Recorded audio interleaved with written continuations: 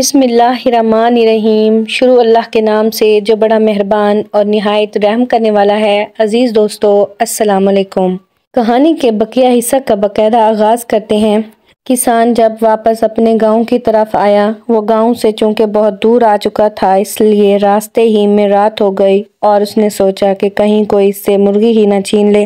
اس لیے اس نے قریبی گاؤں میں پہنچ کر ایک مکان کا دروازہ جا کھٹکھٹایا۔ اس مکان میں ایک بڑھیا رہتی تھی۔ جب کسان نے اس سے گھر رہنے کی اجازت مانگی تو بڑھیا نے اسے اپنے گھر رکھ لیا۔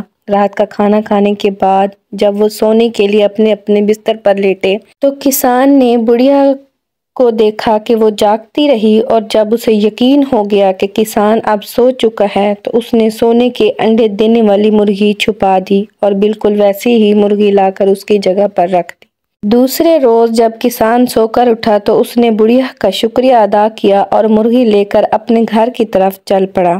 جب وہ گھر پہنچا تو بیوی سے کہنے لگا، آج میں ایک بڑا ہی نایاب تحفہ لایا ہوں، تو مجھے بھی وہ نایاب تحفہ دکھا۔ اس کی بیوی نے کہا۔ کسان اب مرغی کو اپنے سامنے رکھ کر بیٹھ گیا اور بولا، چل اپنا کارنامہ دکھا۔ اب وہاں وہ سونے کا انڈا دینے والی مرغی ہوتی تو اپنا کارنامہ بھی دکھاتی۔ جب اس کی مرغی نے سونے کا انڈا نہ دیا تو اس کی بیوی اس سے کہنے لگی، تیرا تو بس دماغ خراب ہو گیا ہے، بھلا کبھی مرغی نے بھی سونے کے انڈے دیے ہیں؟ کسان نے اسے یقین دلانے کی بہت کوشش کی مگر اس کی بیوی نہ مانی۔ دوسرے روز کسان پھر اسی کنویں پر جا پہنچا اور کہنے لگا، ایک کھاؤں دو کھاؤں یا تین ساتوں کی ساتھ ہی کھا جاؤں۔ اس کی آواز سن کر پریوں کو بہت غصہ آیا کہ وہ پھر آ گیا ہے۔ سب سے بڑی بہن کنویں سے باہر نکلی اور کسان سے کہنے لگی، اے لالچی انسان، تجھے ہم نے اس قدر قیمتی تحفہ دیا تھا مگر تمہاری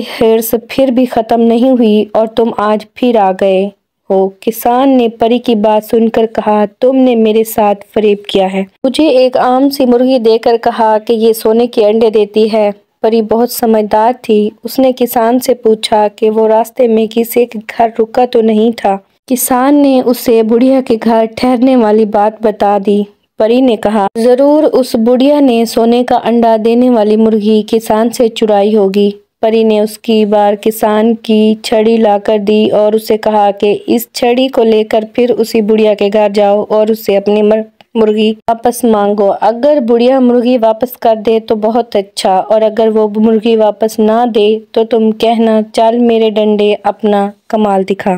کہانی کا باقاعدہ حصہ اگلی ویڈیو میں ملاحظہ فرمائیں۔ شکریہ۔